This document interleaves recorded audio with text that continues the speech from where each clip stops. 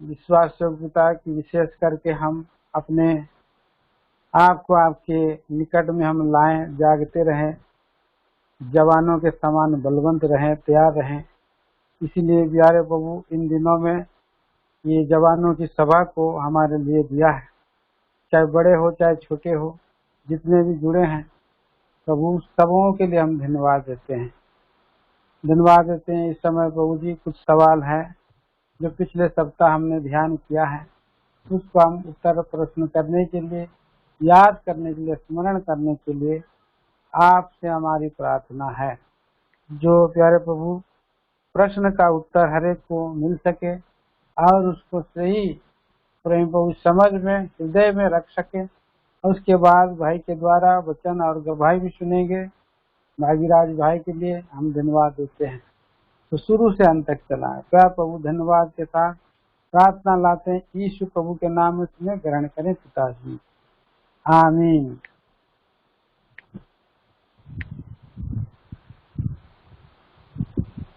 तो हमारा ये आज का जो सवाल आंसर है, तो प्रश्न के दरमियान कृपया हम आपसे विनती करते हैं बाइबल ना खोलें, बाइबल बने और पिछले सप्ताह को और कुछ सवाल जवाब हम करते हैं।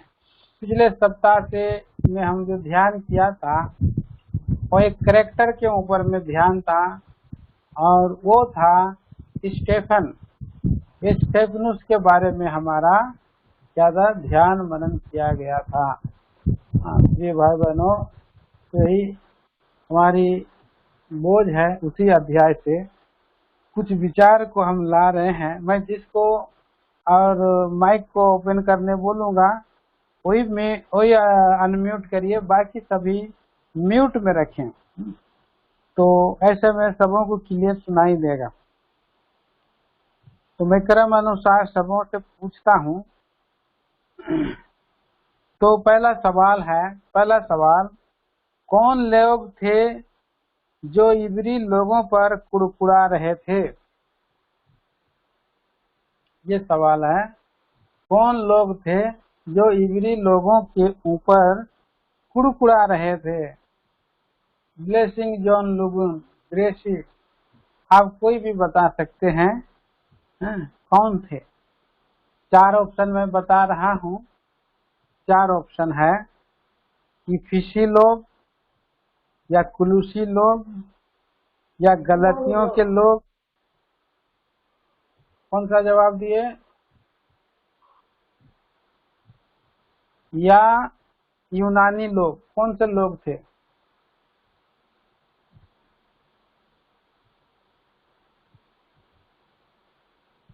कौन लोग थे जो इब्री लोगों पर कुड़कुड़ा रहे थे? इफिसी लोग, कुलूसियों के लोग, गलतियों के लोग, या यूनानी के लोग?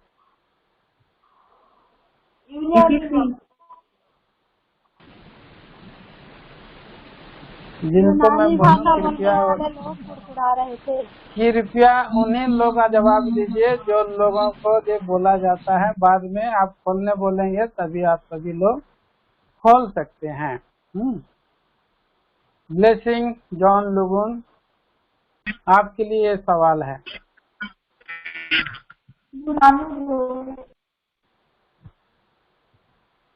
हेलो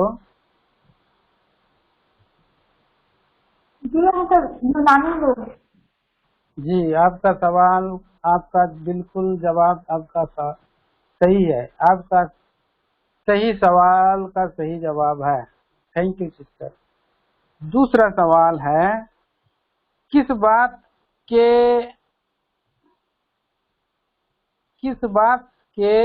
उनको दोष देते थे? किस बात के कारण उनको दोष देते थे?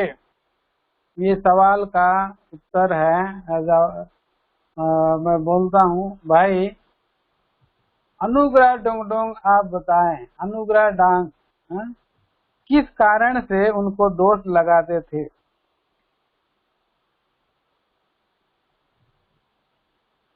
चार ऑप्शन बता रहा हूँ।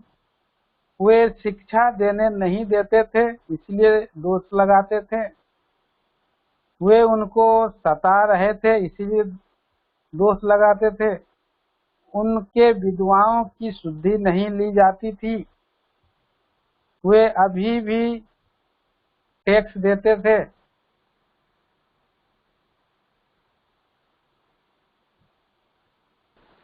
वे शिक्षा नहीं देने दे रहे थे। शिक्षा देने नहीं देते थे। अच्छा, और कोई उसका सही अभी खोल करके कोई भी और कोई दे सकते हैं। विधवा मन को। हाँ जी जी जी, हाँ जी हाँ सिस्टर, वे उनके विधवाओं की शुद्धि नहीं ली जाती थी। ये है अनुग्रह भाई, वो उसका ऑप्शन तीसरा जी जी नंबर जी है। हाँ, विधवाओं की शुद्धि जी नहीं ली जाती। नेक्स्ट सवाल है जोशुआ, उनके लिए नेक्स्ट सवाल है। प्रेरितों ने कहा कि यह ठीक नहीं कि परमेश्वर का वचन को छोड़कर, चार ऑप्शन है, ध्यान से सुनिएगा। प्रेरितों ने कहा कि यह ठीक नहीं कि परमेश्वर के वचन को छोड़कर प्रार्थना में ढूंढे। नंबर 2, मनुष्यों से विवाद करें। तीसरा, प्रचार करें। चौथा, खिलाने पिलाने की सेवा करें। कौन सा होगा? प्रचार करें। प्रचार करें। अच्छा, ये प्रार्थना करी। और कोई? खिलाने पिलाने की सेवा में लगे। नहीं, हाँ जी जी जी जी जी जी, हमारे साथ सिस्टर ठीक बोले हैं। बाकी जो है 2 ऑप्शन है। प्रेरितों ने कहा कि यह ठीक नहीं कि परमेश्वर का वचन को छोड़कर खिलाने पिलाने की सेवा करें। हाँ, केवल की सेवा से बढ़ करके वचन की सेवा को उन्होंने फर्स्ट स्थान दिया, पहला रेफरेंस दिया। जी हाँ।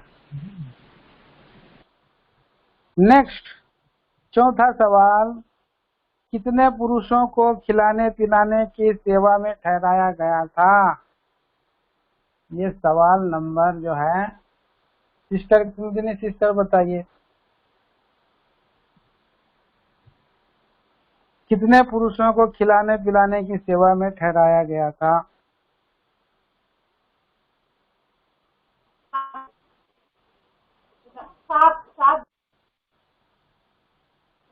जी हाँ, 7 सही उत्तर। सही उत्तर सिस्टर, थैंक यू, सही उत्तर आपने दिया। ये 7 लोगों को खिलाने पिलाने की सेवा में, विधवाओं की शुद्धि लेने के लिए, उस बिजनेस उस काम को करने के लिए ठहराया गया था। 5वां सवाल, वे लोग जो ठहराए गए थे सुनाम थे, और उसके बाद क्या? सुनाम थे, फिर हम उत्तर हम एक किसको बताएं? सोलोमन हरपाल, आइजक, आप बताइए। जो ये लोग जो ठहराए गए थे सुनाम थे, और क्या थे? नंबर 1 धीरजवन थे, नंबर 2 शिक्षक थे, नंबर 3 गुणी थे, नंबर 4 आत्मा से भरपूर थे।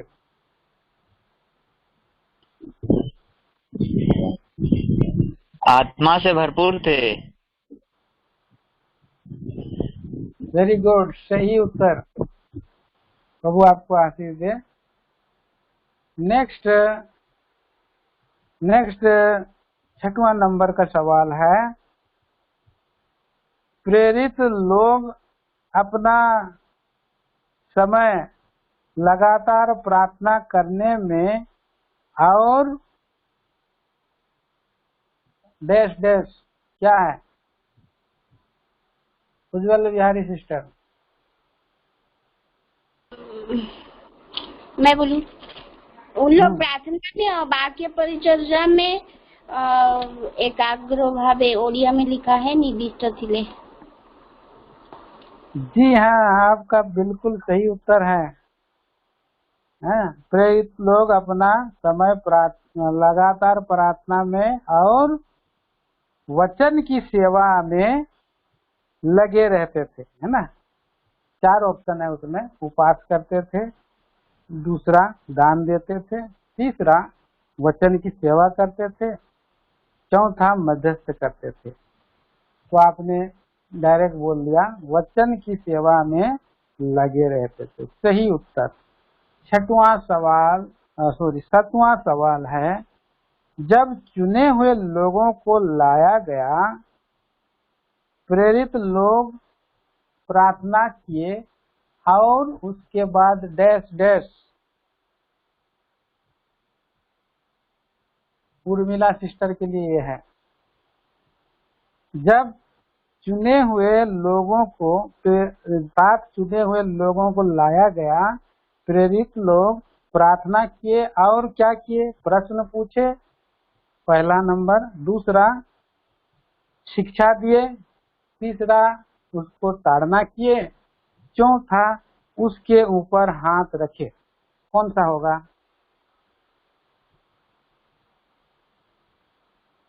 उर्मिला सिस्टर।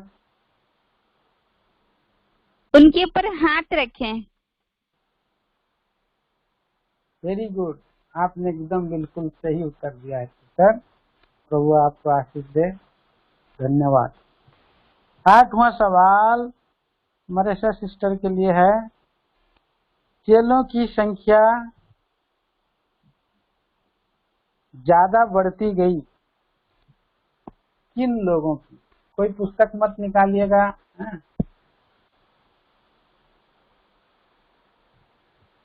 बोलिए। चेलों की संख्या ज्यादा बढ़ती गई, बच्चों की, बूढ़ों की, जवानों की, याजकों की?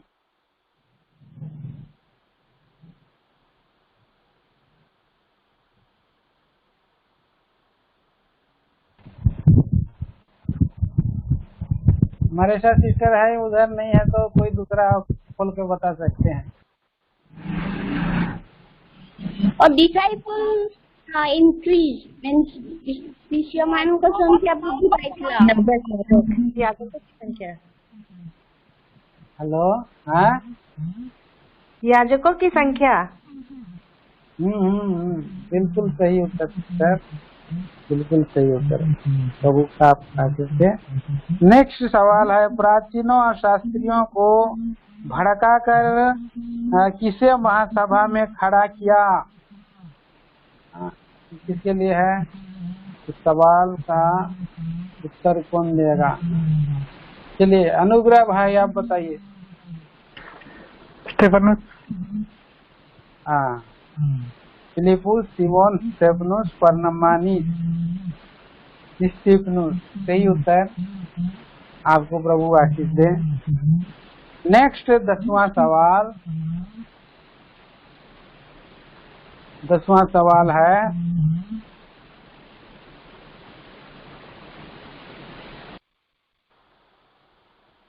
जब महासभा में बैठे लोग उस पर आंख गड़ाई तो उसका मुख कैसे दिखाई दिया? ये सवाल है आइजक के लिए, आइजक हरपान।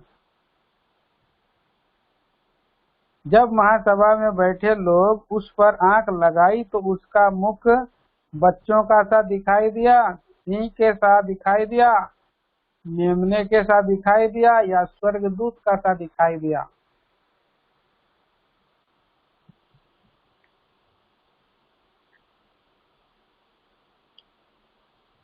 स्वर्गदूत का सा दिखाई दिया। Good good good, very good. Prabhu Ashish they, God bless you. Next सवाल 11 नंबर वाला सवाल, भाग्यराज भाई में से भी कोई बोल सकते हैं, उनके लिए है। कुल्हाड़ा कहाँ रखा गया? पानी में, छत में, दीवार में, या पेड़ के जड़ में? पेड़ के जड़ में। जी हाँ जी हाँ, आखिराज भाई बिल्कुल बिल्कुल बिल्कुल सही जवाब है। तो धन्यवाद। लास्ट सवाल, आखिरी सवाल, 12वां सवाल। ब्लेसिंग जॉन लोगन सिस्टर या ग्रेसी, कोई भी बताइए, आपके लिए है। वो जो जलता और चमकता हुआ क्या था? यूहन्ना बपतिस्मा देने वाला।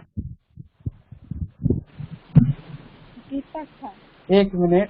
वो जो जलता और चमकता हुआ तारा था, दीपक था, मोमबत्ती था, या लालटेन था? क्या था? दीपक मोमबत्ती। था, दीपक।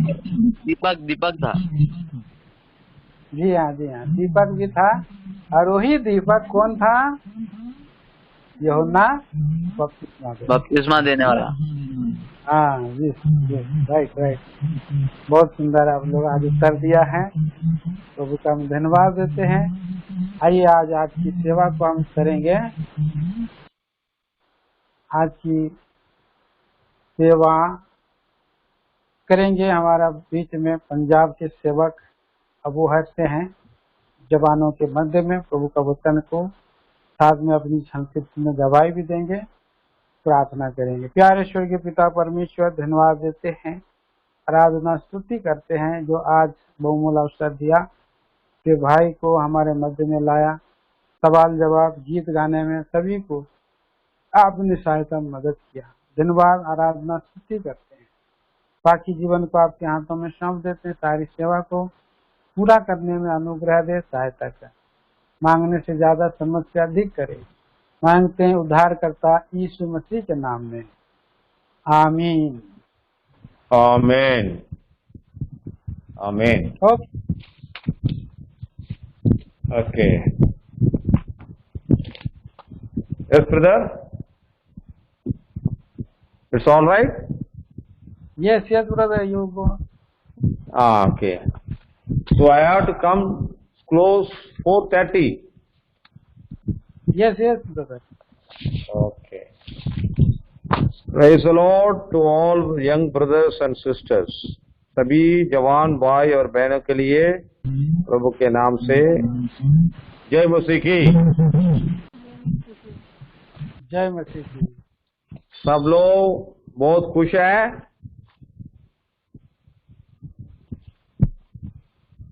मैं बीच बीच Yes, में sir. कुछ सवाल पूछता हूँ, कभी कभी कोई जवाब देना। Yes, Okay. we are so happy. Okay, uncle. Okay. All right. Shall we pray? प्रेमी ईश्वर के पिता, इसी दोपहर के समय में सालेम प्रार्थना भवन की जवान बच्चों के साथ जो समय हम बिता रहे हैं, प्रभु बहुत आशीष की कारण हो वे। हमारा प्रिय भाई रंजीत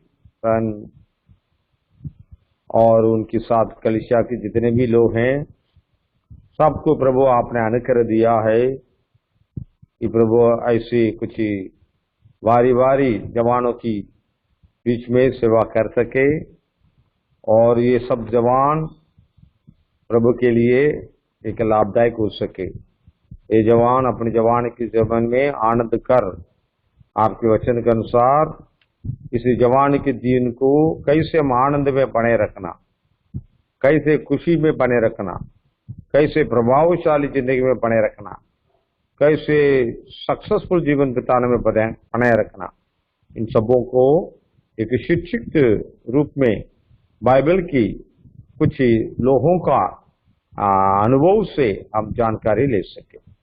आज की सेवकाई को आपके हाथ में सौंप देते हैं, आप हमारी सहायता करें। हर एक बातों का आपके हाथ में सौंपते हुए हम दिया और समय धन्यवाद स्तुति करते हैं। हमारी प्रार्थना प्रभु एक दीपक का खंबा का समान हम सबों का खड़ा किए हैं, और उसके अनुसार आप बनाए रखें। प्रार्थना करते हैं ऋतु के काम और उसकी 13 अध्याय 47 वचन दावा करते हुए प्रार्थना प्रभु यीशु मसीह के नाम से मांगते हैं, आमीन आमीन। Okay. Everybody is awaking? Yes, yes, brother. एकदम especially. Okay. All of you get in mute also. आप लोग सब में म्यूट में रहने से हमें जो समय है वो थोड़ा समय भी अच्छा हो जाएगा। क्योंकि बाकी सारे जो मीटिंग है उसमें गाड़ी स्टार्ट होता है सीधा एंड ही होता है और कुछ नहीं बीच में ब्रेक होता। लेकिन जो जवान की सेवा का जो है वो कुछ हमें एक दूसरे के साथ क्या पड़ता है, कॉन्वर्सेशन करना पड़ता है, एक दूसरे के साथ कॉन्वर्सेशन करना पड़ता है। तो भाई पहले बोला है आप अपना गवाही थोड़ा बताना है। मैं अपनी जवानी की समय का गवाही बताऊंगा। जब मैं एक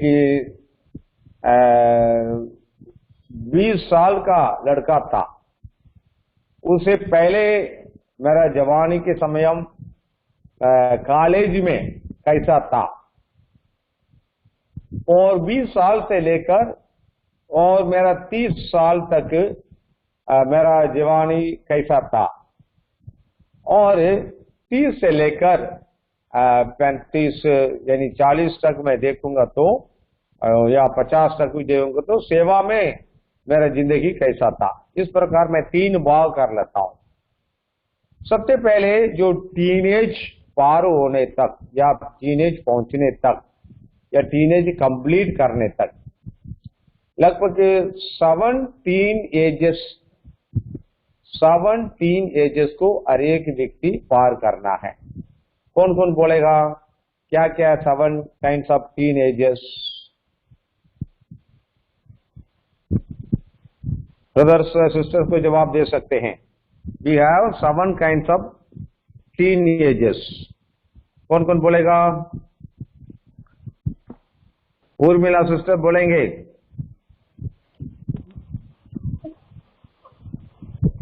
हमारा पास 7 प्रकार का टीन एजेस है।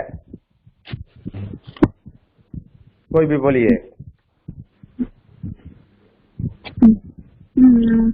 प्रश्न ठीक नहीं ब्रदर? ठीक है। We have 7 kinds of teen ages everybody. हर एक मनुष्य को 7 प्रकार का टीन एजेस होता है। टीन एजेस मतलब समझते हैं? जवानी की उम्र का जो अंग्रेज में टीन एजेस बोलते हैं। जी हाँ। एक बचपना, एक बचपना, एक जवानी, एक बुढ़ापा। No no no no. एक और कोई और है? We have 7 kinds of teen ages. कौन बोलेगा? सही जवाब। गवाही के बीच में ये भी बोल लेता हूँ, सवाल पूछ लेता हूँ। ठीक है, जवानों की मीटिंग है जो सब जवानों को मालूम होना चाहिए हम कितने प्रकार की टीन एजेस पार करते हैं।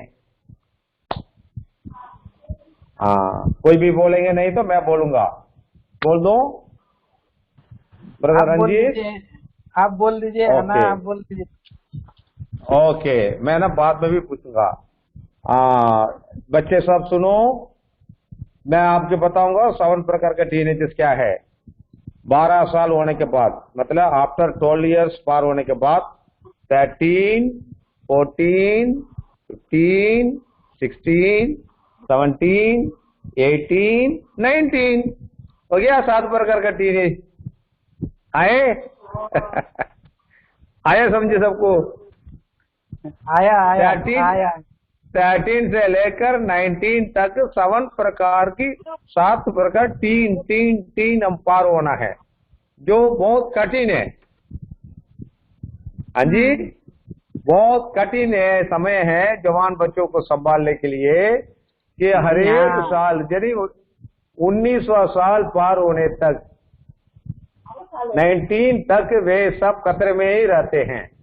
उसके बाद थोड़ा सांस आएगा, अब 12 ऊपर आ गए करके। ठीक है, तो मैं भी अपने मतलब 13वां साल से लेकर 19 साल तक के जीवन में जो कुछ होता है शायद मुझे ज्यादा याद तो नहीं है, पर मैं 10वीं क्लास तो 16वां साल में पढ़ रहा था, तो 9वीं क्लास 15वां, 8वीं क्लास 14वां, तो 7वीं क्लास 13वां क्लास में पढ़ रहा हूँ। ठीक है, जब मैं 7वीं क्लास पढ़ने तक मुझे अपने मतलब 12वीं क्लास में मेरा एक दोस्त है जिसके नाम यूसुफ बोलते हैं, तो वो हमेशा बाहर थूकते रहता है, वो मुसलमान है, वो हमेशा मुंह से पानी बाहर से थूकते रहता है रमजान के समय में। मैं पूछता भाई तुम क्या कर रहे हो? हम लोग 4 दोस्त हैं, एक मुसलमान दोस्त है, एक हिंदू दोस्त है, एक किसी धर्म को नहीं मानता, ज्योति करके, ऐसे हम अलग अलग प्रकार के दोस्त है। लेकिन ये यूसुफ, हम लोग चार दोस्त है, बचपन से लेकर अभी तक दोस्त है, अलग अलग देशों में है भी। अब वो बोलता है रमजान के समय में एक बूंद पानी भी नहीं पीते। अब मुझे 6वीं क्लास तक मुझे अच्छी तरह से याद है, इतनी समझदार नहीं है, इतनी होशियार भी नहीं है, पढ़ाई में भी इतनी तेज भी नहीं है, और मैथ में बहुत बार गलत से गलत अंडा होते रहता था।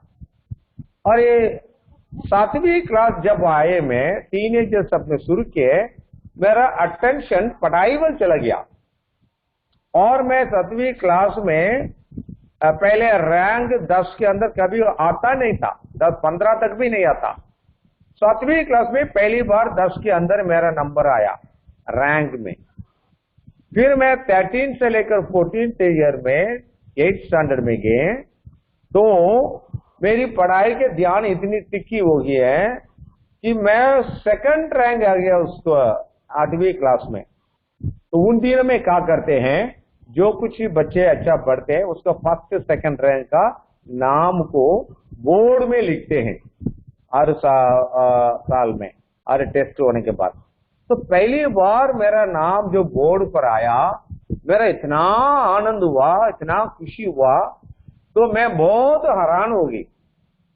वो भी अच्छे पढ़ने वाले लड़कियों के क्लास में मैं बैठा रहता था। अब मैं इसी से क्या समझा कि जो टीनेजर्स है वो एक तिक्की करने वाला समय है, मतलब हमारे जिंदगी को शार्प करने वाला समय है। जिसके ऊपर हम मन लगाते हैं उसके ऊपर हमारा ध्यान डूबी रहता है। उसके बाद मैं 9वीं क्लास और 10वीं क्लास हॉस्टल में पढ़ता था, और हॉस्टल में पढ़ते समय भी मेरे को इतना अच्छी तरह से मालूम है कि मेरा ध्यान पढ़ाई भी है, लेकिन मैं डिसेंट डिसिप्लिन में, मतलब जो अच्छा कपड़ा पहनना और जो बहुत अच्छा रहना, वो कोई समझ ही नहीं आता था। ताकि कई बार मेरा ट्राउजर फटा रहता है, तो भी मैं चिंता नहीं करता हूँ, क्लास चला जाता हूँ। तो सर मारता बड़ा कि फटा ट्राउजर पहन के क्यों आता करके। ऐसी कई बार मैं जाते थे। वो 15 साल में मेरा ध्यान थोड़ा सा हट गया था। 9वीं क्लास में बहुत तकलीफ थी, और मेरा जो क्लास टीचर जो होते हैं, मैथ के टीचर बोलते हैं, वो बहुत खराब हो टीचर है, जो कुछ पढ़ते नहीं उनको बड़ी जोर जोर से मारता। और मेरा जो स्कूल का हेडमास्टर है, उन्हीं दिन में मेरा पिताजी का भाई था, चाचा, वो फादर ऑन द चर्च में मैं पढ़ता था, कैथोलिक में, और वो वहां का जो हेडमास्टर बनकर रहते थे उस समय में। तो वो टीचर का हमारे ऊपर बहुत गुस्सा है, वो हमें हमारे चाचा के कारण और मारता था। तुम पास्टर का बच्चा है तो पढ़ता क्यों नहीं करके, और मारता था। इस प्रकार मार खाते खाते 10वीं क्लास में मैं क्लास में फर्स्ट आ गए, मतलब जो बोर्ड एग्जाम में क्लास में, मतलब ABC सेक्शन होता है, हमने C क्लास का फर्स्ट प्लेस में मुझे मिला, भाग्यराज करके नाम आया। 412 मार्क मुझे मिली आउट ऑफ 500 का। मेरे इतना खुशी आए कि अरे हमारे जो टीचर लोग मारते हैं इसलिए कि हम अच्छे पढ़ाई करें। और मैं मैथ में भी कई बार पूरा 100 का 100 मार्क लेता था। ऐसे ही मैं एग्जाम में भी बोलता था, एक छोटी गलती होने से भी मालूम हो जाता मेरे से गलती हुई है। इतनी तिक्की मुझे दिमाग सही था। जब उसके बाद पॉलिटेक्निक कॉलेज के लिए मैं गया था, जो डिप्लोमा मैकेनिकल इंजीनियरिंग पढ़ने के लिए, मेरा साइंस ग्रुप और मैथ ग्रुप में हाई मार्क होने के कारण मुझे मेरिट में क्लास मिल गया था। और मैं फर्स्ट ईयर में बिल्कुल, मेरा 17वां साल में बिल्कुल एक ही अटेम्प्ट में सारे पास कर दिए। यानी वहां पर 12 सब्जेक्ट दिया जाता फर्स्ट ईयर में, पॉलिटेक्निक क्लास में 12 सब्जेक्ट को फुल पास मैं अकेले किए, बाकी सब फेल हुए, ताकि कॉलेज में जाने के बाद कोई भी बच्चों का पढ़ने का मन नहीं लगता था। लेकिन प्रभु के कृपा से मेरा दिमाग पढ़ाई में होने के कारण तो एकदम मेरा 17वां एज में, मतलब 17 एज में तो पूरा बस सबके सब पास हुए। और इसी के रिवार्ड में मुझे मैकेनिकल ग्रुप दिया गया। बस 17 के बाद 18 जब मैं आए हैं तब मेरा गड़बड़ी शुरू हो गया। अब सब लोग बोलने लगे, बंदा तुम हमेशा पढ़ते रहता तो दुनिया को कब देखोगे, थोड़ा हमारे साथ दुनिया घूमो, ऐसा बोल के मुझे सिनेमा के लेके जाते थे। और कॉलेज में सब स्ट्राइक करते थे तो मुझे भी खींच के लेके जाते थे।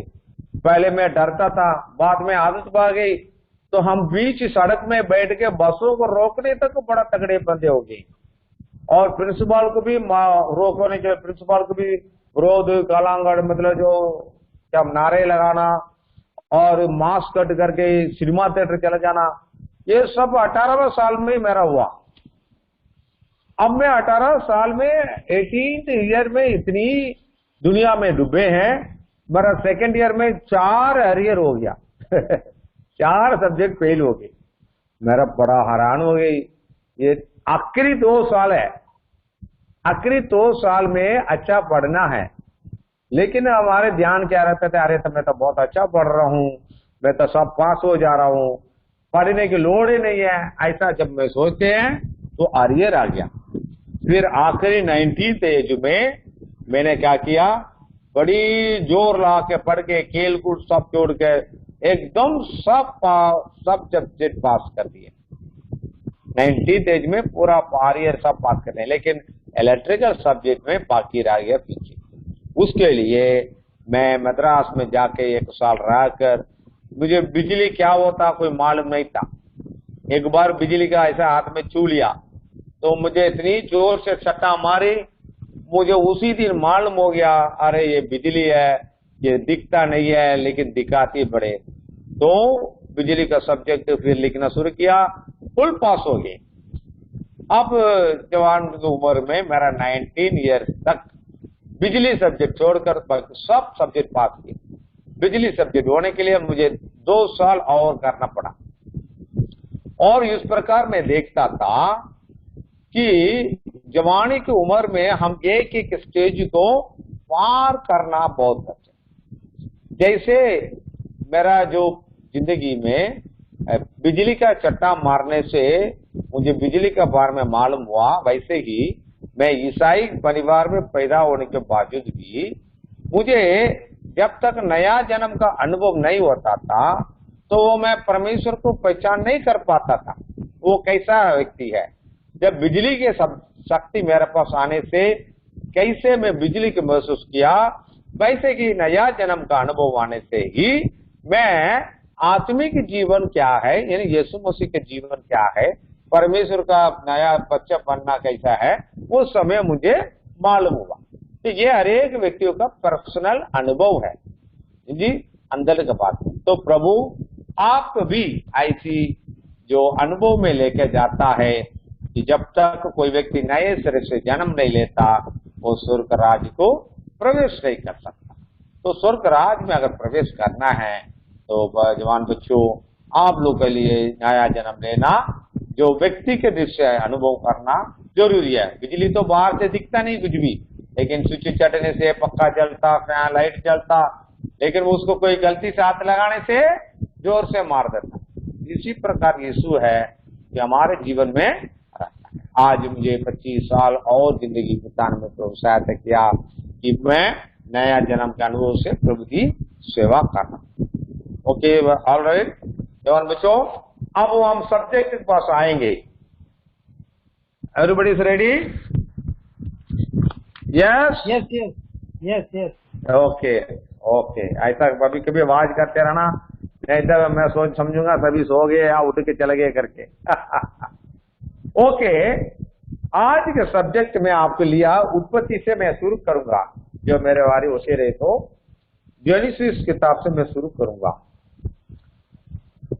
आप लोग सभी बाइबल के जानते हैं, मैं जेनेसिस में पहले 5 चैप्टर को लिया है, आप लोग जानते हैं, तो याद रखिए। और एक हिब्रू 11 चैप्टर में से एक कैरेक्टर के बारे में पूछूंगा। ओके, सबसे पहले मैं आप लोगों के सवाल पूछूंगा, जिसके माल में वो अनम्यूट करके बता सकते हैं। पहला सवाल है, God created Adam and you कब है? परमेश्वर ने आदम और हवा को कब पैदा किया? उत्पत्ति 1:27 में। 1:27 वचन। जी। मेरा क्वेश्चन यह है, परमेश्वर ने किसको पहले पैदा किया? आदम। आदम। ओके, परमेश्वर ने आदम को कैसे पैदा किया? अपने स्वरूप में।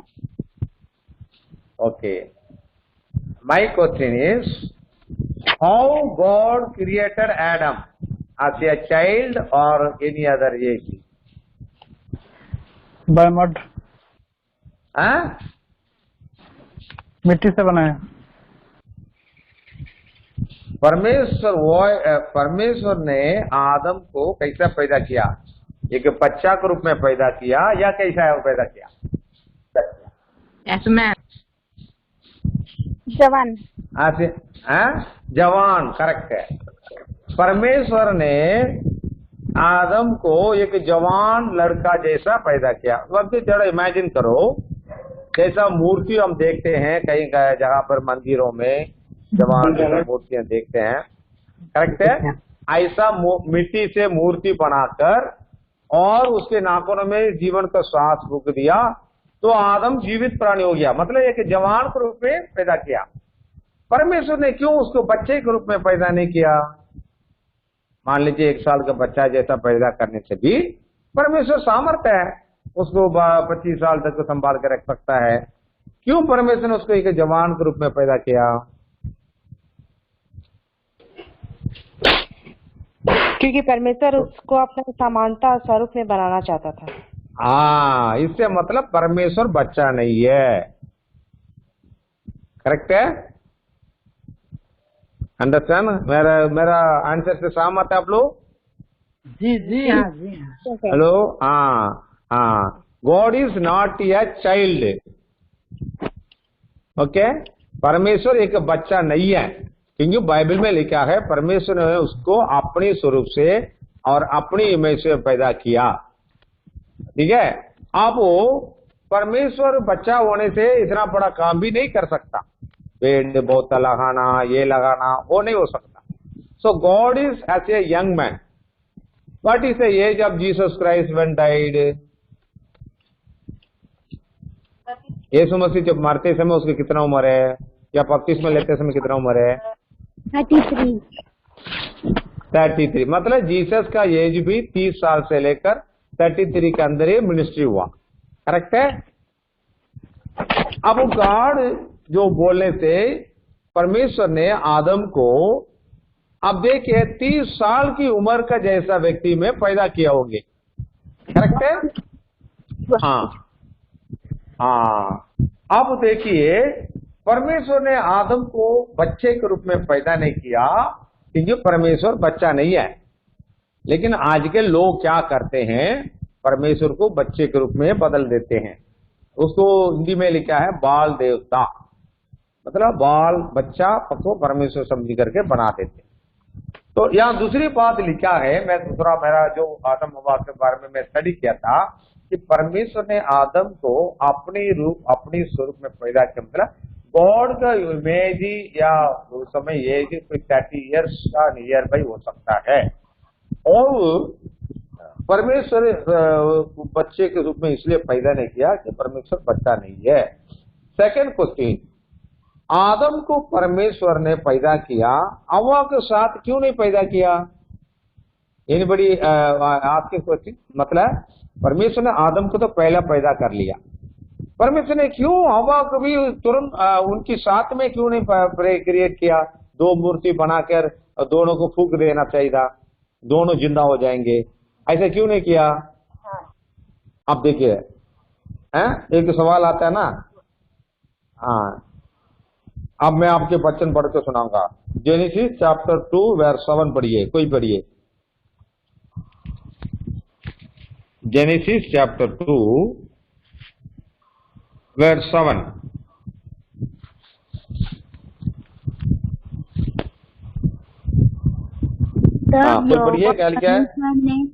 तब यहोवा परमेश्वर ने आदम को भूमि की मिट्टी से रचा और उसके नथनों में जीवन का श्वास फूंक दिया और आदम जीवित प्राणी बन गया। देखिए, Genesis chapter 2 verse 7 says God created Adam in the dust of the earth। ऐसा इसे लिखा है, उसने उसको मिट्टी से बनाया और बनाने के बाद उसके जीवन का सांस को नथनों में फूंक दिया और मनुष्य जीवात्मा बन गया, मनुष्य जीवित प्राणी बन गया। कई सवाल होते हैं, परमेश्वर सांस को मुंह में भी फूंक सकता था। और देखिए, कोई व्यक्ति का अचानक हार्ट अटैक हो गया या कुछ करंट लग गया, लोग कैसे फूंकते हैं? मुंह में फूंकते हैं। लेकिन परमेश्वर ने जो आत्मा का जो जाने का नाक में पड़ा है, क्योंकि मुंह में जाने वाला और नाक में जाने वाला में थोड़ा फर्क है। अब हम दूसरा सवाल हमें पूछते हैं, 2 अध्याय और 18 वचन पढ़ेंगे। उत्पत्ति 2 अध्याय 18 वचन, अब पढ़िए। फिर यहोवा परमेश्वर ने कहा, 2 अध्याय 18 वचन। फिर यहोवा परमेश्वर ने कहा, आदम का अकेला रहना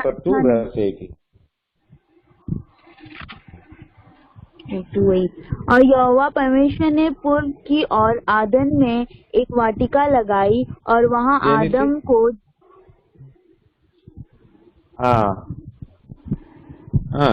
करेक्ट। और यहोवा परमेश्वर ने पूर्व की ओर आदन में एक वाटिका लगाई और वहां आदम को जिससे उसने रचा था रख दिया।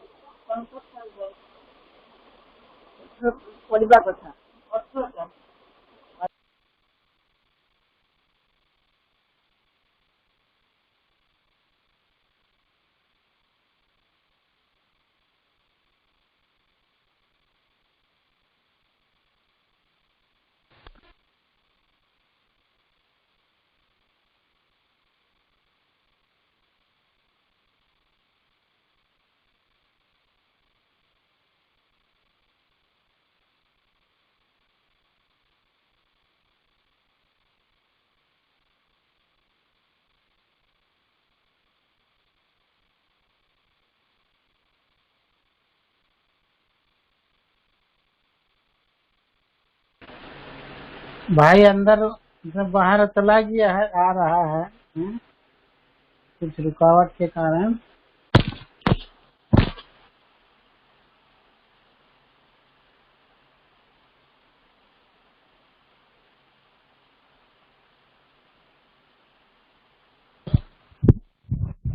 Yes, brother, hearing my voice? Yes, brother. Yes. Okay. But within 15 minutes we come to close. Okay. So my option is God was created हवा को कब बनाया है? 18 वचन में लिखा है कि मैं उसको ऐसा सहायक को बनाऊंगा। उसने एक प्लान किया 18 वचन तक परमेश्वर ने आदम के लिए कुछ भी नहीं किया, पर उसने खेती बाड़ी बनाया और आज्ञा दिया, इस खेती में, इस बाग में तुम सब कुछ खा सकता, लेकिन बुरा बड़ा फल नहीं खाना।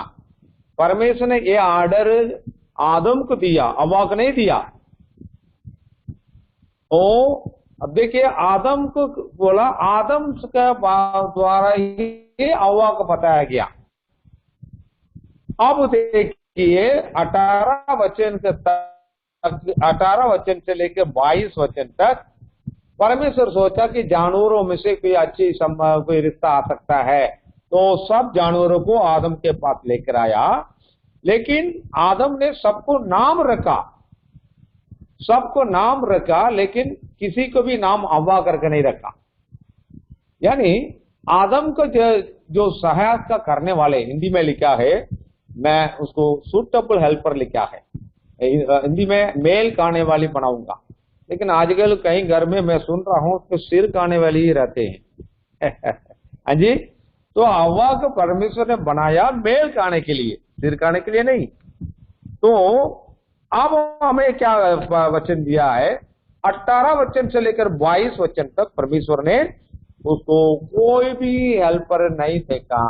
फिर आदम को बड़ी नींद डाला, और भी नींद 20 वचन में, नींद में उसको एक ऑपरेशन किया।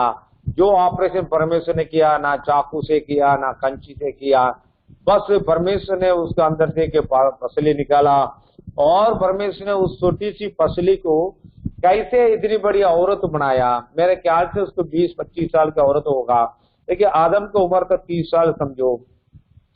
और उसके बाद हम देखते हैं कि हव्वा को बना के उसके सामने लेकर आया। तब आदम ने उठ के देखा कि उसका रूप और स्वरूप से आकर्षित हो गया, और आकर्षित होने के कारण उसने बोलने लगा कि ये मेरा हड्डी जैसा है और ये मेरा मांस जैसा है। तो ये ही मेरा कंपैरेबल है ना। कई बार देखते हैं ना, जो मैचिंग देखते हैं कि लड़की देखने जाते हैं, लड़का देखने जाते हैं, हाँ वो पढ़ाई कितने की है, बीए की है, हाँ मैं भी बीए की है, ऐसे बोले ना। उसका रंग क्या पसंद है, लाल पसंद है, मेरा भी लाल पसंद है। तो ऐसे मैचिंग देखते हैं। आदम भी देखा, हड्डी मेरी जैसा हड्डी और मांस मेरी जैसी मांस है, तो ये मेरी की निकली है, तो ये क्या है, मेरा है। तो प्रभु ने आदम को जीवन को कैसे बना के लेकर आए। तो first creation by God is a very very deep secret understanding, ununderstandable. अच्छा, सेकंड थिंग, अब हमें 3rd चैप्टर को थोड़ा जंप कर लेंगे। 3rd चैप्टर में जो बात है उसको जंप कर दीजिएगा, टाइम नहीं है मेरे को। लेकिन 4th चैप्टर में आएंगे। 4th चैप्टर में, चैप्टर 4 वर्स 2, 1 और 2, 1 और 2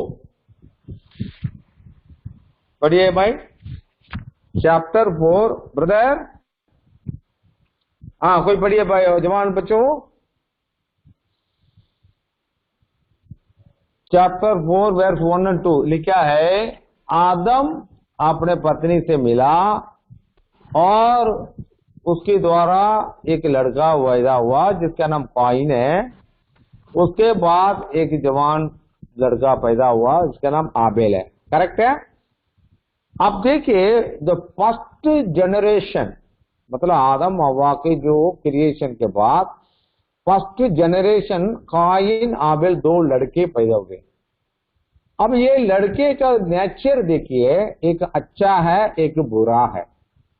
कारण क्या है, काइन आबेल अच्छा बुरा होने का कारण ये था कि उन्होंने एक बुरा और भला का फल खाया, इसलिए जो पहला जो बच्चा हुआ वो बुरा हो गया और जो दूसरा बच्चा हुआ वो भला हो गया।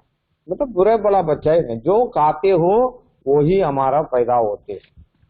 अब मेरा कहने के मतलब ये है कि दोनों लड़के के जीवन को कैरेक्टर देखिए, वे बचपन से अपने माता पिता के पास ही रहते थे, और काइन की जिंदगी और खेती बाड़ी की जिंदगी, आबेल की जिंदगी भेड़ बकरी चराने का चरवाहा की जिंदगी, यानी सेवक की जिंदगी। कायन का क्या काम है? खेती बाड़ी करना और किसान का काम करना, मेहनत करना, और रोज का वो उसने पापा के साथ शायद जाता होंगे, लेकिन आबेल अपने मम्मी के साथ रहता होंगे। हाँ जी। अब देखिए कायन का नेचर देखिए, कायन खेती का फल लेके प्रभु के भेंट चढ़ाया, और आबेल का नेचर देखिए कि चरवाहा कैसा होना चाहिए, एक भेड़ जैसा चरवाहा होना चाहिए, इसलिए वो एक भेड़ चढ़ाया। भेड़ कैसा करती है? अपने चरवाहा के ऊपर डिपेंड में रहता है। अब यहाँ पर मैं देखता आपकी एक सब्जेक्ट शिक्षा प्राप्त करना के लिए बताता हूँ कि आबेल की ऑफरिंग को परमेश्वर ने कबूल किया। इब्रानी 11:4 में लिखा है। कायन को भेंट को परमेश्वर ने कबूल क्यों नहीं किया? Anybody can answer? Yes, hello hello. Why God not accept the offering of Cain? ये बताइए। ये नहीं क्वेश्चन, ये नहीं आंसर। हाँ, 4 मंथ से ऑफरिंग नहीं किया था, 4 मंथ से नहीं चढ़ाया था। God would want offering. Okay. Any other option?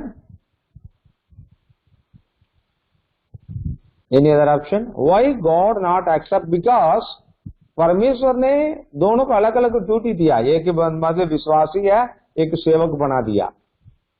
सेवक भेड़ को पकड़ के चला रहा है और कायन खेती बाड़ी का काम कर रहे हैं। परमेश्वर ने कायन को आप भेंट को क्यों एक्सेप्ट नहीं किया? Because he not given by heart. Because he not give by heartily. Any other option?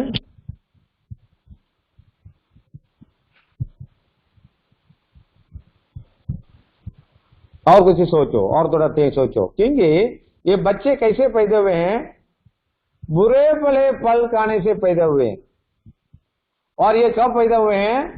ये आदन वाटिका में नहीं पैदा हुए, आदन वाटिका में बाहर जाने के बाद पैदा हुए। अब परमेश्वर ने कायन का ऑफरिंग के मेरा जो गेसिंग के अनुसार इसलिए मना किए होंगे, वो बुरा से बुराई से पैदा हुआ। हमें correct? Anybody is accepted my answer? जी अंकल। ओके। क्योंकि देखो जो बुराई से पैदा हुए, मतलब कि वो कोई व्यक्ति शराबी का व्यक्ति बच्चा जो घर में है, लोग उसको क्या बोलेंगे? शराबी का बच्चा बोलेंगे, है कि नहीं? इस प्रकार आदम के जिंदगी से जो बुराई हुए हैं, उस बुराई से पैदा हुआ पहला लड़का, इसलिए उसके ऊपर क्या लगा? दोष लगा था, और वो उसको आशीष के जगह पर श्राप ही मिला। पहले परमेश्वर ने उसको आशीष नहीं दिया, इसलिए उसका ऑफरिंग को कबूल नहीं किया। अब मेरा ऑप्शन है, जवानों के जीवन में कई बार हमारा जो ऑप्शन का को कई बार लोग एक्सेप्ट नहीं करते, तो हमको क्या आता है? तुरंत गुस्सा आ जाता है। समझा है? गुस्सा आ गया कायन को। गुस्सा आने से क्या कर दिया? अपने हाथों में जो बाई है, जिसकी भेंट परमेश्वर ने कबूल किया, उसको मार डाल दिया। अब ये गुस्सा कहां से आए? इंसान को, कायन को, जो पहला व्यक्ति दुनिया में सबसे पहला व्यक्ति है जो बच्चा को में पैदा हुआ, ये गुस्सा जो है ये बुराई का फल खाने से आता है। हमें करेक्ट? सहमत है? जी अंकल। हाँ जी, हाँ। जी। तो ये आदम हवा का बुरे फल के जो नेचर है वो गुस्सा है। अब देखो गुस्से में कितनी लोग अपनी जिंदगी में नुकसान पाया। मूसा ने गुस्सा में क्या कर दिया था? अब 10 आंखें तोड़ दिया था।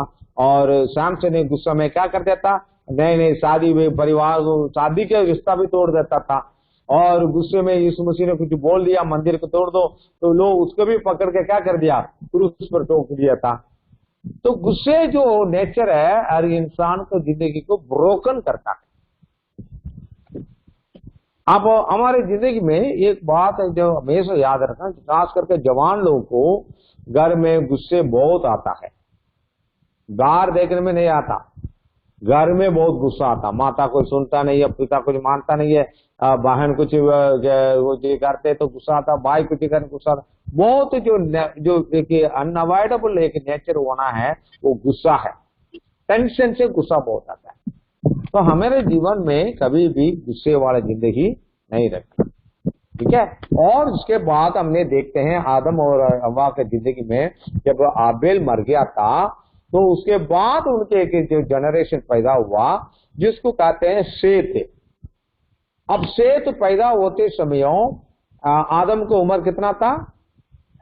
एनीवन? 130 इयर्स, हमें करेक्ट? 130 है जी जी 130 इयर्स करेक्ट है जी। 5।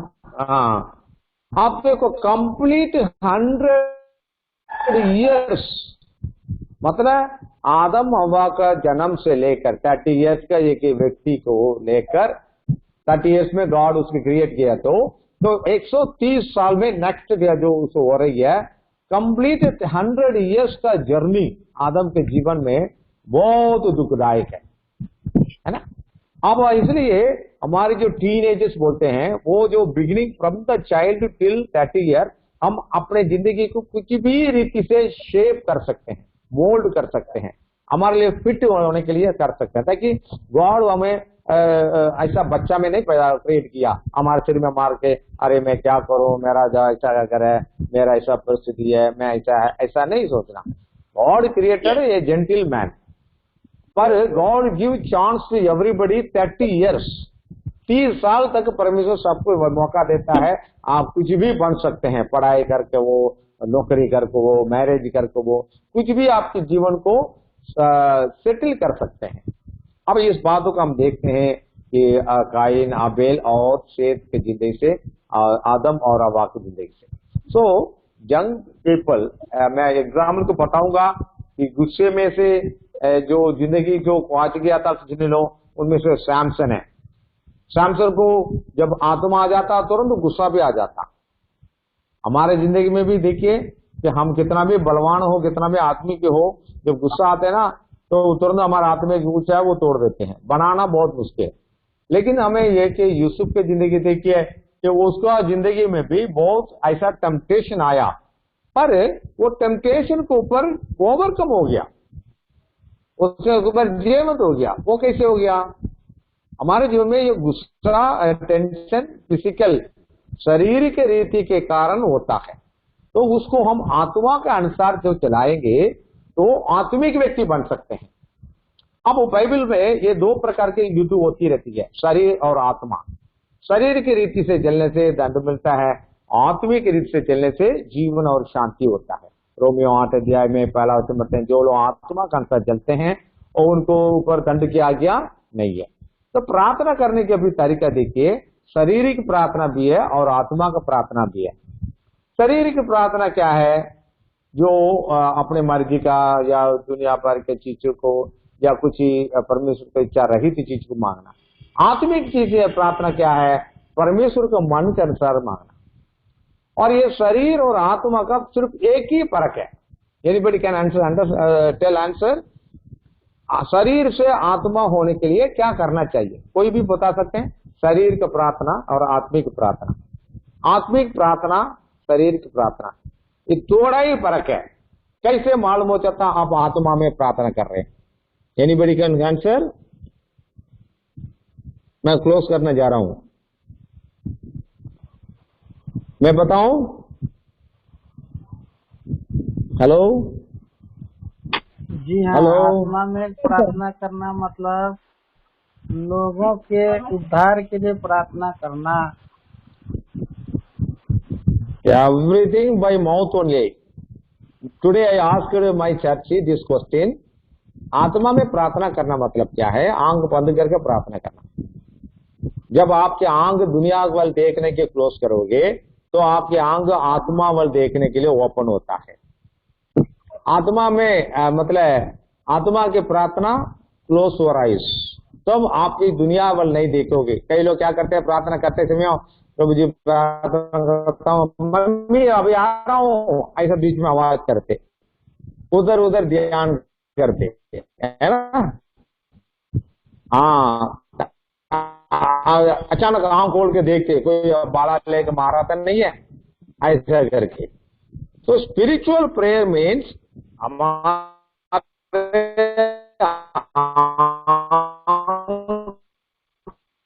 तो बंद करके परमेश्वर का आत्मा से